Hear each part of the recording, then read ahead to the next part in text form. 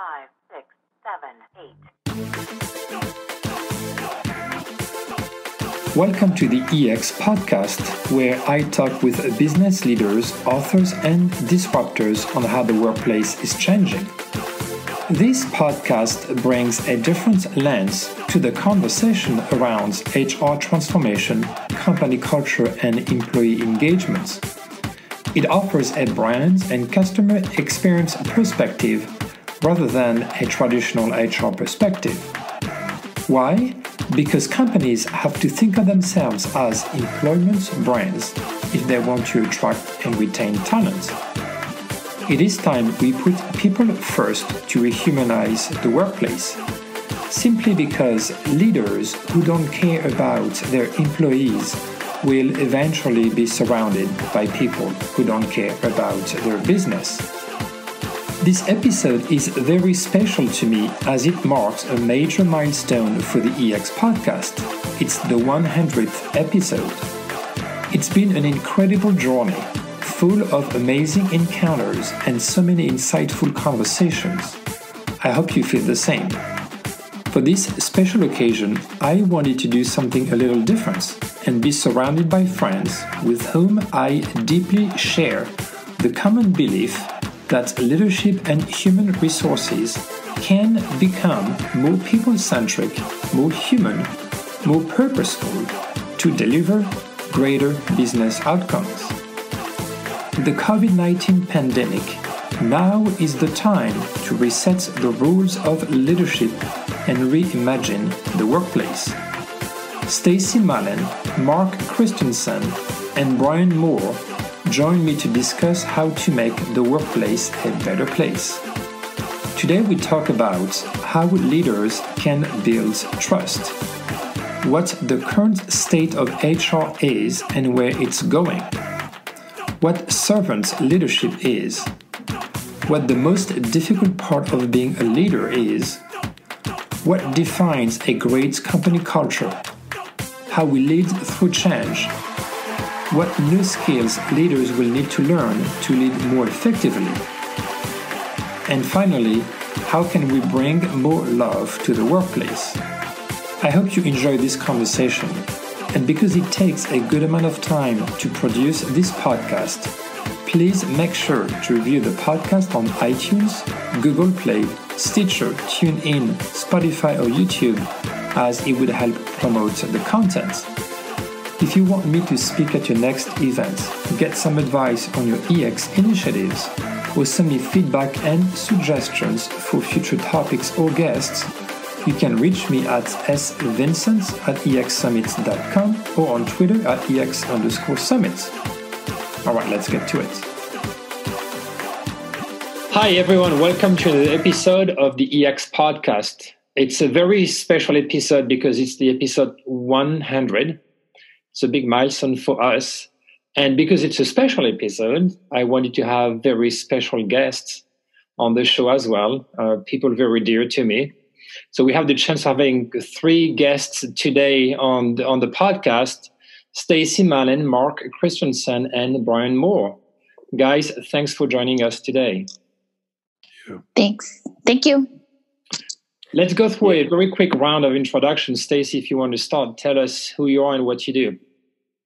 Hi, I'm Stacie Mallen. I'm with the HR.coach as well as humanresults.co. These are both organizations that I've formulated to help companies optimize their HR teams to get better results for the business through the humanity of the business. And so I do coaching of HR leaders and teams, and also have an educational series on how to coach from the seat of human resources. So, and I've been a chief people officer, a CHRO, and head of HR for really 20 plus years, not to date myself. And I have been working with all the beautiful souls on this call for many of those years, and just grateful for the time spent with these guys today. Let's go to one of those beautiful souls, then Mark.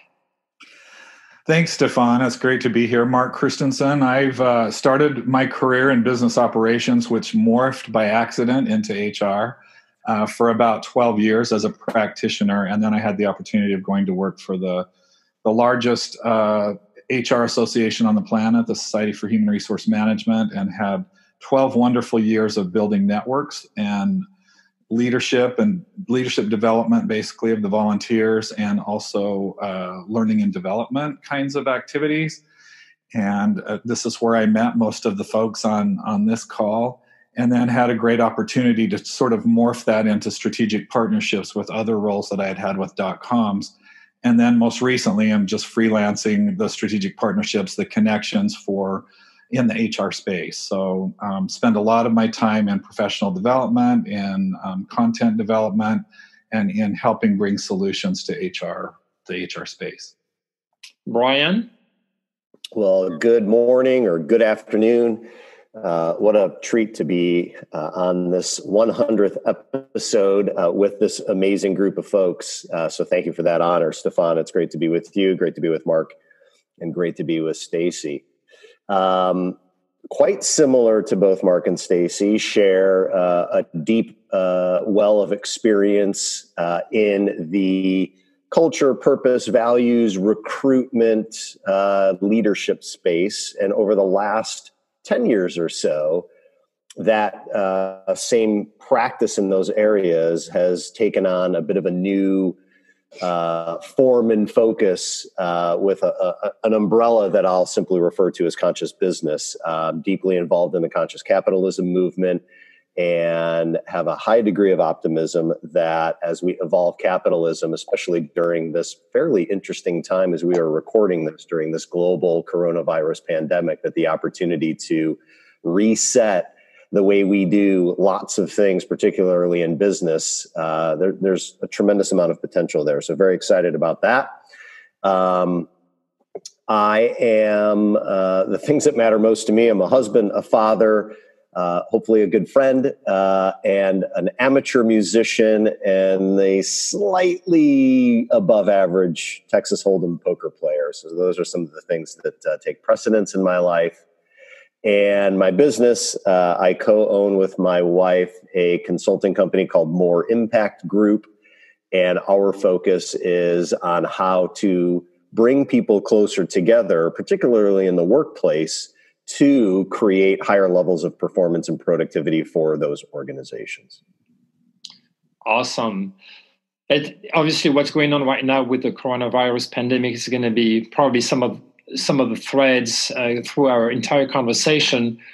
So there's a lot of anxiety right now about what's going to happen to all of us. And, there's some questioning about whether or not, or how much or how little employees can trust their leaders to support them through those difficult times. So Stacie, from your experience, how can leaders build trust? I love this question. I'm so glad we're leading with this question. I think it's so important. I believe that trust is a verb, and just like love is a verb, trust is a verb as well. And leaders can build trust really by action, by being trustworthy. So let's break that down. What does that mean? It's acting really in good faith in ways that are authentic to yourself. And that's what I believe builds trust. It's really being true to yourself is the first step. And I think you really have to really reflect on self to get there. So not to get too deep, but you will behave and treat others in alignment with who you really are if you understand what you really stand for. So I'll give you an example. When I coach leaders or people in HR, one of the first questions that I ask is they'll come to me and say, hey, I really felt like I was building trust, and I'm hearing either on a 360 or based on behavior of others that's not the case, that people don't trust me. And so the first question I ask them is, what is motivating your actions every day? So essentially, how do your actions serve you, and what is it doing for you to act in the way that you are? So everything we do is selfish. Everything serves ourselves. Helping others feels good to us, which is why we help other people. That is just the nature of the human condition. So when you're faced with a situation where you're wanting to build trust or you believe that you were building trust and you're not, and especially in this situation where trust of certain people in your life is critical, and everyone is in self-preservation mode or organizational preservation mode, the question is, how can you align with your authentic self? What is real? And how can you treat others in a way where they feel seen and heard? Speak your truth. I think that's a big one right now. If you don't know, I know everybody's heard this. If you don't know, say you don't know. If you behave in a way that is authentic to yourself and with positive intent, ultimately, I think everybody can navigate to a place of trusting one another.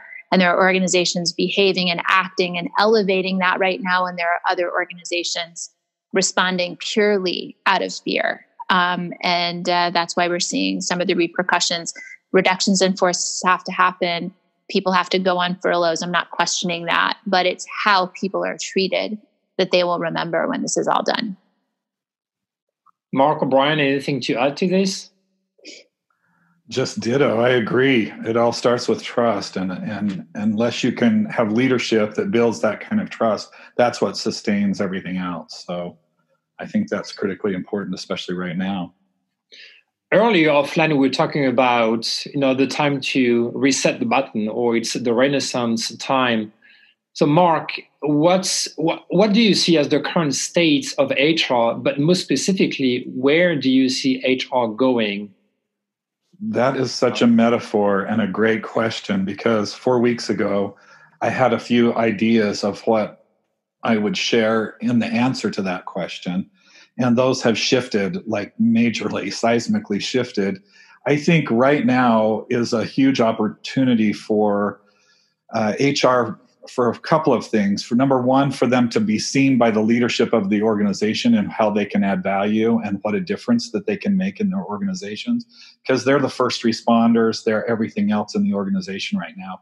And with everything changing every day, they're basically on stage to show to the leadership as well as to the employees, how they can have caring hearts for the employees, how they can shift every day with all the changes. I mean, it's just a great opportunity for what we've been trying to get to for 20 to 25 years to be relevant and to be able to showcase that in a way of actually execution and doing things. And so I think it's a time for creativity. It's, like you said, a time of renaissance. It's a time to be seen not only by leaders and not only by employees, but also to be seen by other companies and other industries and other countries in some of the things that we're doing to adapt to this evolving, ever-changing thing every day. And I still think that HR's role in the future, the future is getting more and more complicated. I would have said before, the multi-generational workforce is something to manage, the pace of technology, the whole all-inclusive talent market and how that's shifting, the influence of geopolitical and economic conditions on what we do in the workplace has just been huge. So I think HR's role in the future, we're still going to need to be engagement engineers. We're going to need to drive that engagement strategy. That's probably one of the most important things. In addition to creating personalized employee experiences for the employees, we're going to have to be HR technologists because the data strategy and everything that involves, it's not only getting big data and having access to it, but it's being able to guide it, to use it in the way that we need to use it, because there's a whole relevancy thing in that whole area that I think sometimes in HR we miss. There's machine learning and AI and all that other stuff that's coming down that can be technology tools to help us as an HR technologist. But one of the most important things, I think, is the culture people architect, the whole workforce designed to both support the culture, to align values to behaviors and encourage enlightened leadership within the organization, more of a stakeholder focus. So with the conscious capitalism movement, I think there's a lot of opportunity to create organizations that kind of have that more stakeholder focus and leadership. And then I think we have to be labor economists. We have to use this market data and shifts to improve the decision making and sort of reimagine where the workforce is going. And then last but not least, I think we have to be business sort of sense makers. We have to be chief BS testers across the organization and kind of look at, what kinds of things that we can do. And I think this whole COVID-19 is a great lab for us to be able to shine and to create and to really make an impact in our profession that has never really been seen for a very long time, if at all. Let's talk a bit about conscious capitalism then, because it's been trending for quite some time, but right now is literally the time to reimagine how we want to conduct businesses and what capitalism is about. So one of the cornerstones of conscious capitalism is servant leadership. Brian, can you explain us a little bit what it means and where it could lead moving forward? Sure. I think the definition of servant leadership, it's pretty self-explanatory, although not practiced nearly as widely as it needs to be. And hopefully this, again, is a shift in that direction where the leader of an organization, the leader of a team, is there to serve the individuals that he or she has the opportunity to lead.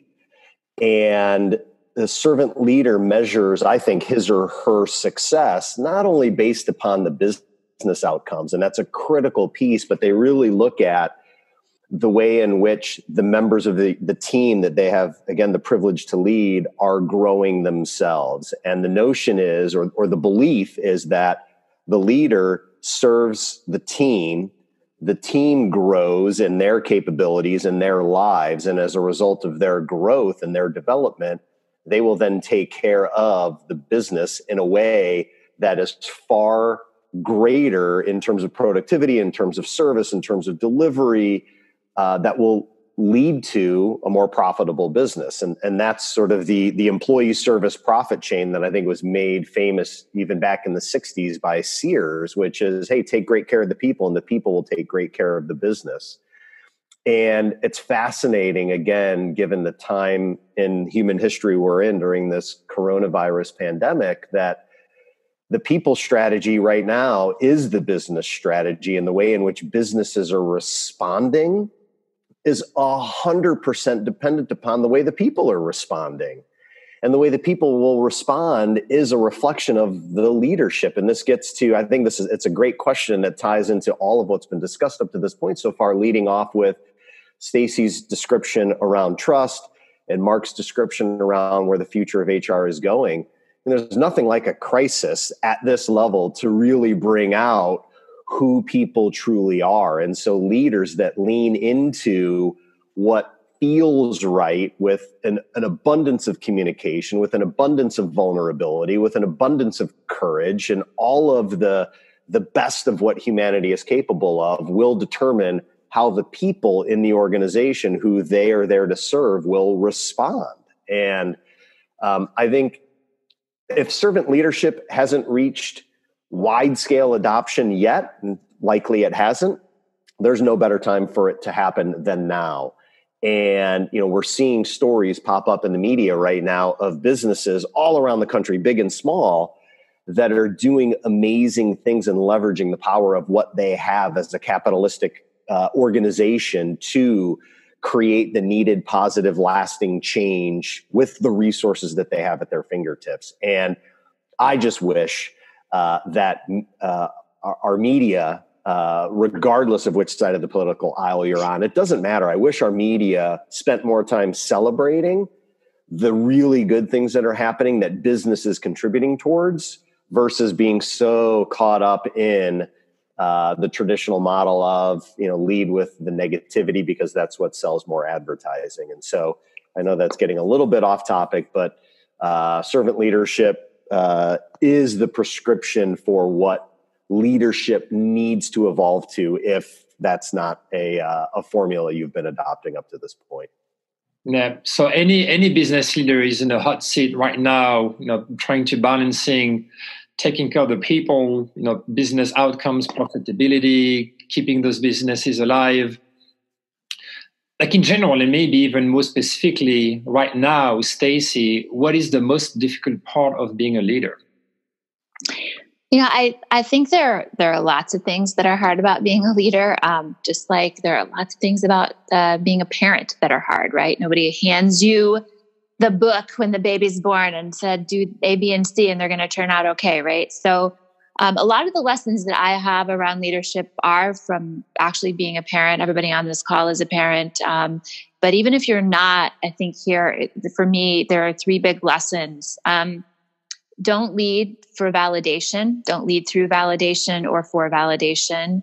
Meaning, don't be chasing being liked over, again, going back to being your authentic self and facing fear of rejection or fear of the need for all of your actions to be motivated by this need for validation.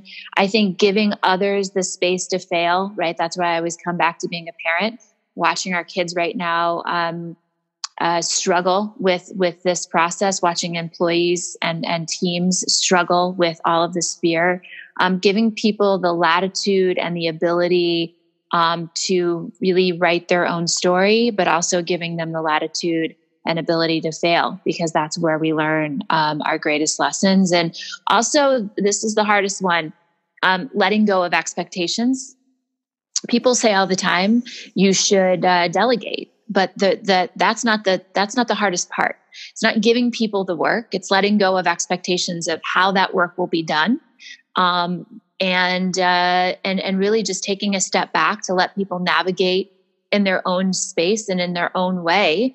And they could get to a result that you never considered, especially in this space that we're in today.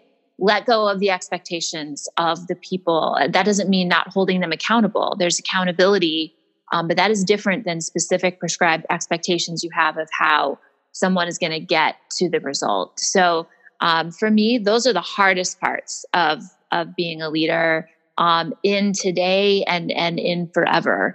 I think those are universal things. Like right now, many companies' cultures are just open books, and everybody can see what it's like to work for specific companies, what's going on, whether they receive supports, they being discarded, or not really being taken care of. So, Brian, what for you defines a good or a great company culture?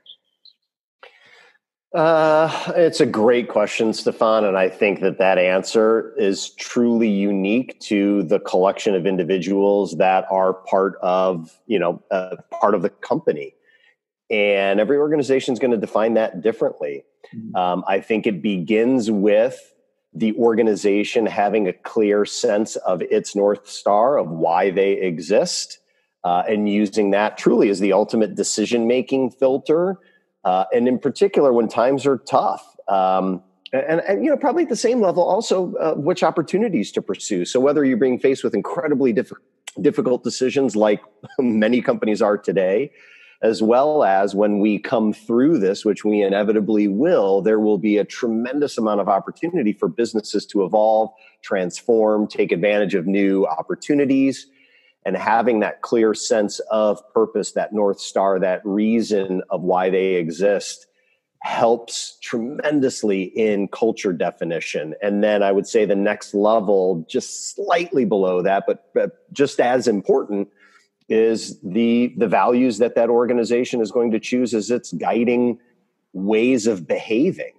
And nothing like having a crisis like this to really demonstrate what the culture is. I don't know whose quote this is, but I've heard it multiple times, is, your company culture is how you show up on your worst day. And, I think a lot of organizations are having a series of their worst days right now. And their culture, what they're experiencing at work right now, is likely who they truly are. And that's not an attack. It's not a condemnation. It's simply I think a reality check. And if you are showing up today organizationally with a culture that is something you as the leader are not tremendously proud of, you get to change it, and you can engage the people on the team and really use this as an opportunity to be curious, to learn, to ask questions, and think about, all right, we have an opportunity to become something more akin to what we all want. Let's figure out what that is and then start taking the necessary steps to get there. So, I don't think there's one blanket answer, Stefan, to your question of what makes good culture. I think it is highly dependent upon the organization having clarity of its North Star, of its higher purpose, and really sticking to a well-defined set of those values and the associated behaviors of what those values look like in practice, both during good times as well as bad times. And, here we are smack dab in the middle of some pretty rough waters. I'll leave it at that. Mark, just to dive a bit deeper into what you were saying earlier about where HR is headed, what new skills leaders you see will lead even more effectively? I think we're in a great learning laboratory right this second for that question. I think it begins with the question you asked Stacie in the beginning with trust. Mm-hmm. I think that's first and foremost, because none of the communication can happen from leaders unless there's an element of trust going both ways. So I think establishing a foundation of trust, and then Brian spoke to a lot of the cultural aspects of great company cultures and what's needed there. And so I think we need to be good listeners. We need to have a heart, because we need to be constantly looking at not only the business side of the business, but all the stakeholders in the business. And so I think in order to have an ear and a heart and also to build this foundation of trust are going to be key as we move forward. And the ability to we've never had a better opportunity as a profession to really, we hear all the stories about Enron and about all these ethical dilemmas in our profession where people weren't paying attention, or where they weren't listening, or they didn't stand up and take risks. And I think now is the time that we have to have actually permission to do it and to sort of showcase it without being asked or taking such a big leap of faith that we might have had, been in a position to do in the past, because everything was going along pretty well. Now we have the opportunity to kind of take those risks, and people are expecting, I think the leaders of companies are expecting us to take those risks to see what works and to make a difference. So I think those are some of the skills that are really going to take this seismic shift to where HR, what we were kind of focused on and where we had our eye on the ball before, and then now how and not just HR, I'm talking about skills all leaders will need to have in an organization to be able to prepare ourselves for things like this that could come again. I mean, life's never going to be the same as it was before. And so we've got to take an opportunity to learn as much as we can in this situation in order to be able to transfer some of those skills that we hadn't had the chance to use, and to the ones we failed at, quite frankly. So I think it's a great opportunity to do all those things. Yeah, I'd like to, if I can real quick, just chime in, because this discussion just triggers something. I was on a virtual Zoom call yesterday, and it wove into an interesting conversation around, as a result of the crisis right now, so many of us are really locked into what's happening on a global scale, and either agreeing or disagreeing with the way the world's leaders are responding to this. So much so that many of us, and me included, are almost in a state of being paralyzed, waiting for the global leaders or our state leaders to take action. And I think it's understandable how, when we don't have the answer, we're waiting for somebody else to give us the answer. And I think part of that might just be human nature. And the question that was raised as we were having this discussion, which I find to be the best question to ask, is, what if we are the leaders we're waiting for? Mm. Why are we waiting for permission or for people we perceive to be at the global level, at the federal level, at the state level? Why are we waiting for them to decide or give us permission? And so perhaps the biggest skill set, trait, characteristic that we could all just lean into regardless of our position in the hierarchy, is just that courage and risk taking and being the leader we know is necessary right now. It was a fascinating conversation. Yeah, and I'll jump on that too, Brian. I think this is, to Mark's point, an opportunity for HR to also take that seat, right? How many times have we heard, I want a seat at the table? Well, why don't you decide to run the table and challenge your leaders to do the right thing and make good decisions and move towards and not away. I'll talk about that in a minute, but move towards. Don't move away in fear, but move towards what's the next best thing. Be innovative. Be the conduit to connect people inside of your organization. You have the ability and the data and the information to do so. This is the most powerful seat we've ever had in this practice to affect change for the business. And I think it's super exciting to understand just what you said, Brian. It's like, don't wait for the leadership. You are the leader that the business needs. I agree. And I think that's true. We're all doing things, right? We talked about this earlier. We're all doing things to give back and to foster more community and more connection in any way that we see possible in the big picture. And I think it's really incumbent upon everybody to take up that charge. In normal times, leaders can set the pace for change, right? And then sometimes just shit happens and you have no control about what's going on. So Stacie, like right now, how can leaders embrace change and take the rein and make a difference? Yeah, I'm gonna give you something that I'm not stealing. I'm going to give her credit. I heard something by Mel Robbins the other day, and it was so resonant in every aspect of my life. And I think it's really a mirror for behavior that I jump into. And it's really a good recommendation related to leading through change. And that is leaders, and I'm going to say parents again. So this is life advice as well. We jump to fix it. People come to us with challenges, fears, problems, emotions, and we jump to fix. Husbands do it for their wives. Wives do it for their husbands, boyfriends, girlfriends, children, leaders. We all do it. And most of the time, that's not what is needed in that moment. If you've ever gone to family therapy or marriage therapy, that's one of the first things they'll tell you is that. So as a leader, as people come to you in fear, and their inclination is to move away from fear versus move towards something better, the first thing to do is to stop and listen. The second thing to do is to stop yourself from trying to fix it. And the third thing to do is get them to name what they're feeling. And I know this is a little touchy-feely, warm and fuzzy for everybody today, but this is real stuff, right? If people don't name it, then they gloss right over it, and then they never really get to the underlying belief system as to why they're behaving how they are. So if somebody comes to you, get them to understand what they're really feeling. And change brings up a lot of fear.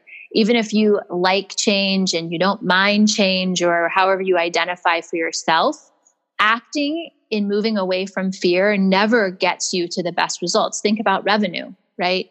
When is any organization that you can think of that reacted in fear to move away from something that's painful or scary for the leader ever result in greater revenue production and more innovation and more connection? That's never the case. I can't think of one instance where that's the case. Fear is paralysis. So the first step for me as a leader, leading the people that I coach or leading teams that I'm coaching, or even as a parent, is when my 16-year-old son comes to me and is afraid. I am doing my best in this moment to stop helping him understand, to sit in gratitude, right? We always tell our kids, sit in gratitude, be grateful for what you have. You are such a spoiled brat. You have like a phone and what's your problem, kid? Like, you have connection. That's not what they need. They need to be able to name how they're feeling and understand it first, so they can navigate through it, so they can make a different choice. And the choice is ultimately to sit in gratitude for what they have, but they can't do that until they feel validation. Think of it as a leader. You are the leader because you probably have more experience than the people that you're leading. Just like with children, they don't have the life context to understand what this looks like on the other side. Many times the people you're leading don't have the business context to understand how this can result in more positive change. They are simply just afraid for their jobs, for their families, for their income. And so get them to name it, help them understand it, and don't be afraid of going to that place right now, because everyone is it's scary. Unknown is scary, and it's okay to talk about it. Brian, last summer we were talking about whether love had a place in the workplace, and even if love could be part of a company's core values. Is love politically correct in the workplace, and should we be leading with love? Well, you know how I'm going to answer this one, Stefan. So, I mean, hell yes. And not, of course, not love in the romantic sense, right? I can say that to each of the three of you, Stefan, Stacie, and Mark, that I love you guys, but it's not in a romantic love. And I think that same sense of the power of love, the power of that emotion, I would argue, is the most powerful emotion we have as human beings. And to park or somehow ignore or put on the shelf the most powerful emotion that we have as a species and not bring it into the workplace, I don't know, it just seems like a big missed opportunity there. And you can point to one of the more famous quotes that we've all heard: if you love what you do, you'll never work a day in your life, right? Why are we not allowing that to occur within the teams that we operate around the products or services that we work on? Why are we not celebrating and encouraging? And again, not in a romantic sense. There's a line, and I think most people are smart enough and can easily recognize where the line is. For those that don't, then they'll likely be chatting with somebody to help them understand where that line is. But short answer, yes. Love needs to exist in the workplace. I think if we leveraged it more often, we would be doing far better in the business world. We would be helping people grow. We would be producing better products and services. We would be solving more problems for the clients and customers that we serve. It would just be a better world to live in if there was more love being showered in every aspect of life. And given how much time we all spend at work, for that to be void of our most powerful emotion is just a missed opportunity. So the political correctness of it, Stefan, I don't know. I'm at this point, I don't even care about political correctness. And I don't know that many people do, right? And maybe they do. I don't sense it in the circles that I run in. Granted, I might be swimming in my own little echo chamber and hanging out with only like-minded people.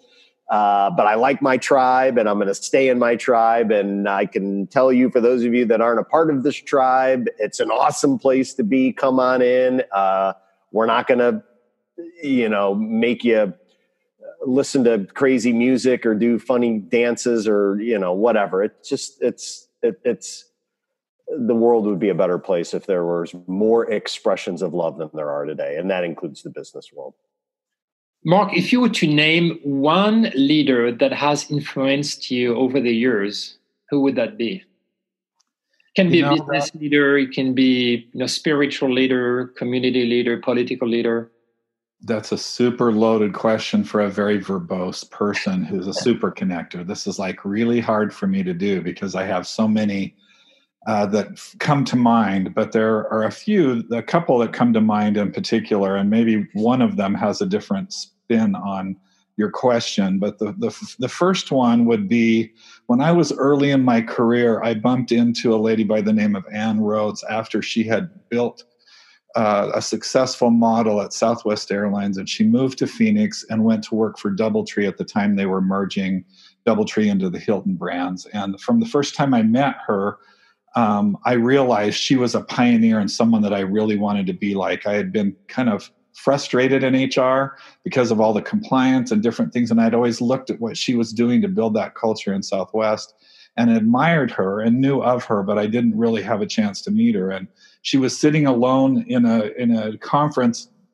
lobby area, and I just approached her and went over, and 3 hours later we finished a conversation, and I had self-anointed her as my mentor, and the rest is history. But the thing that really impacts me about her, why she's such an amazing leader, is she has the ability to listen. She doesn't treat anyone with her fame and accolades she's had since with JetBlue and with all the different organizations she's been with. She invites people into her home and gives them their full attention. Brian has been there with his business at one time. Stacie and I have sat at tables. I hope we have the opportunity, Stefan, to introduce her to you. But she makes time and takes time to listen and to love and to care. And she's a living example of that. And she exudes powerful trust as a woman leader in a man's world in a lot of ways. I just admire her in so many ways and what the impact that she's left on the world, and with no expectation to get anything in return. And I think that's what I admire the most about her philosophy and her way of leading, is she's as authentic as she can be, but she's a perfect example of Brian's description of a servant leader. And so she's made a big impact in my life. And then the other one is actually a group of 3 little boys who I ended up getting to be a single parent. And they taught me more in a leadership way, gave me the opportunity and taught me how to become a parent. And I think a pretty good parent by the end of it. And then they continue to teach me now as an adult, as I watch the 3 of them in their marriages and in their lives and in their careers. And just the things that they accomplish, I am a marvel every day that I'm connected with them. And I feel it sort of was the inverse of the parenting relationship, where they have continued to teach me. And now in their adult life, they're trusting me with the next generation of 2 little grandsons that arrived in our family in last September. And I marvel watching them parent now. And I think that's the grandparent love that I didn't expect to know. I know I could sugar them up and have fun with them and send them home, but I didn't realize that I would see this love in the hearts of my children for their children that just makes it a whole new level of love. So I am grateful for those leaders in my life, and as I am for many, but those kind of stand out as most influential right now. That's awesome. Stacie? Yeah, I'm going to go personal and professional a little bit too. My children are definitely teachers for me, but I was raised by my grandfather. He passed away this last year. He was in his 90s. He led the most authentic, amazing life of any human I've ever known. And when I was 8 years old, he took me in as his own and scooped me up off the floor and helped me walk forward like no one else. He, at his funeral, you don't want to wait to a funeral to have testament to your life. And he didn't. He had testament to his life every single day. But the people that loved him was incredible to me. The people that he touched and all the lives that he touched was this incredible thing. He was honest and kind and led with just love every day. And all the ladies from his church said he was going to miss all of his big 6'3" hugs every Sunday from that point forward. So he was a really great teacher for me. And that leads into the best CEO I've ever worked for, which is Matt Likens, who was my CEO at Althera. It's not a surprise to anybody on this call that I would name him as one of the greatest leaders, but I'll give you a specific example as to why. Because of how I was raised, I had a lot of insecurity about fitting in, and when you're raised by your grandparents, right? It's you're not like everybody else. And I remember being in the first board meeting at Althera as a young female executive, and I was in the boardroom to present, and I had a lot of insecurities about believing that I belonged there, and a lot of insecurities about believing that I was enough to be in that room in the first place. And at the first break of the boardroom, Matt asked to talk to me. And he addressed me very directly out of love and compassion and kindness that I was acting weird and insecure and trying to get validation through contributing where probably it didn't make sense, and not contributing where I actually had expertise. And he said to me something very powerful. He said, "I hired you because I believe in you, and that's enough for you to be in that room." And he did not wait till the end of the meeting. He did not wait till I fumbled all over myself for the next 4 hours. He told me right then and there that I was enough and that I belonged there, and just to be myself, and that was enough. And that's how he leads every day of his life. Even today, he's now leading Gamma Tile product company that is really curing brain cancer. He's doing these amazing and beautiful things in the world, as I would expect him to.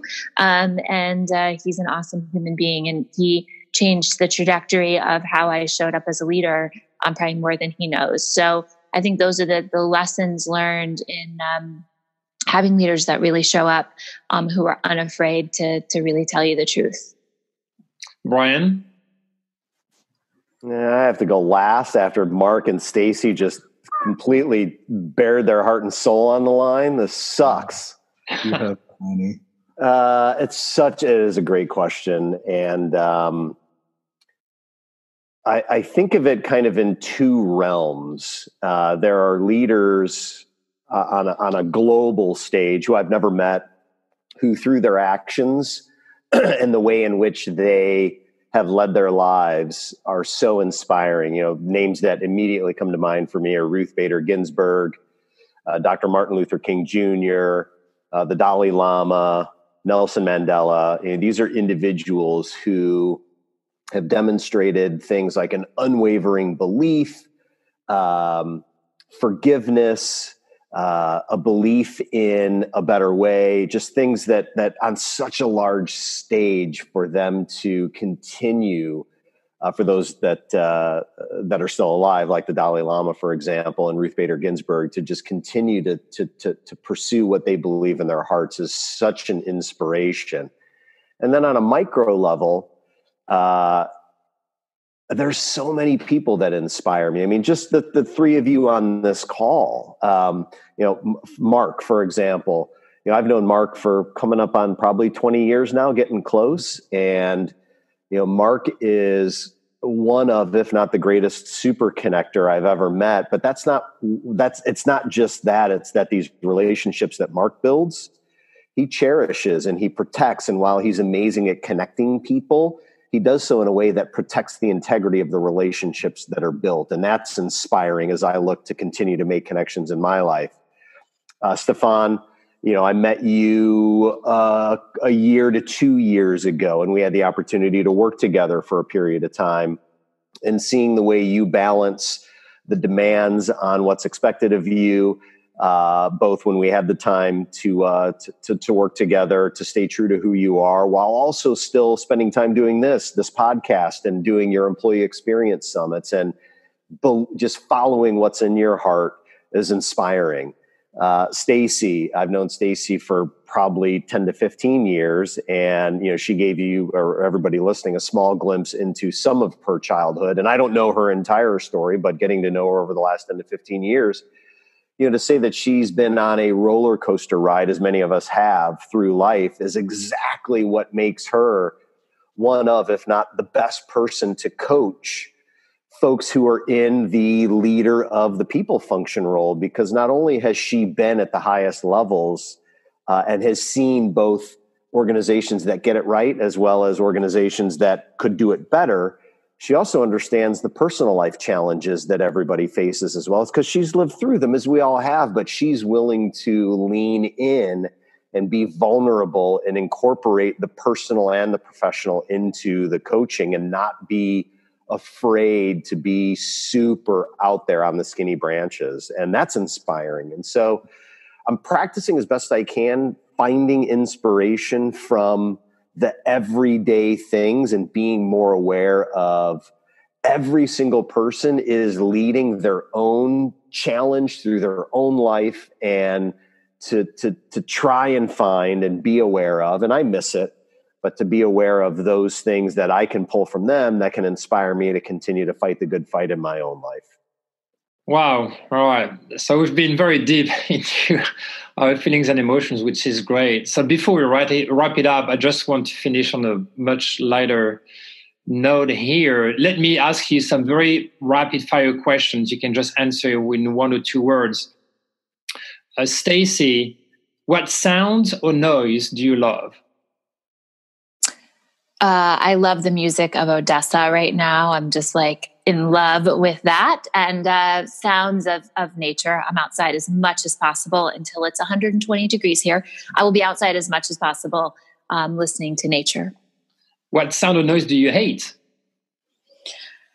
Oh, negativity and complaining, I think. We have a lot of optimism. We should be living through optimism right now, and joy and laughter. And I think people that are living in a space of fear and negativity that's who I'm tuning out right now. Mark, what is your favorite word? Probably would be love, because I love what I do. I love the people I get to do it with. I love the relationships I build, and that word gets thrown around a lot in a whole bunch of different ways. But to me, it's the power of the relationship. And so Brian described to you, if there's romantic love, there's all kinds of love, but I think it's what connects me to everything else around me is love. What is your least favorite word? The opposite of that, hate. I don't want to say I hate the word hate, because that would be like not drinking my own Kool-Aid, but I think there's just no place in the world for hate. And whenever it's around, I think it impacts all of us in ugly ways. And so I guess for me, if we could eliminate hate from the world, that would be my word. Brian, what turns you on? Yes, I'm glad Brian got that question. The golden question. Oh, man. Vulnerability, authenticity. I get really excited and energized to go deep with people quickly.